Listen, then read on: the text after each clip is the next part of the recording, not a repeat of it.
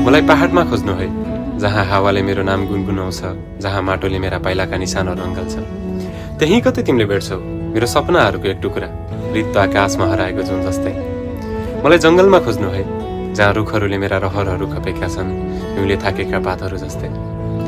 त्यहाँ चट्टानको कुनै गर्विलो भागमा म उभिएर संसारको आवाज सुनिरहन्छु, तिमीलाई खोज्दै, जसरी नदीले आफ्नो बाटो खोज्छ। मलाई खोलाको किनारामा खोज्नु है, जहाँ पानीले मेरो मनको बहाव बोक्छ, छालहरूमा तिम्रो स्पर्श खोज्दै। म तिम्रो बाटो कुरिरहनेछु, त्यो खोला जस्तै जो सधैँ समुद्रको बाटोमा हराइरहन्छ। मलाई साँझको पखेटामा खोज्नु है, जहाँ सूर्य अस्ताउँदा मेरो सम्झनाले रङ्गिन्छ, अन्धकारले तिमीलाई मेरो उठको कविता सुनाउँछ। त्यहीँ कतै तिमीले भेट्नेछौ तिम्रो सपना भएर। मलाई सधैँ खोजिराख्नु है, तिम्रो आँखाको परेलीमा, मुटुको धड्कनमा।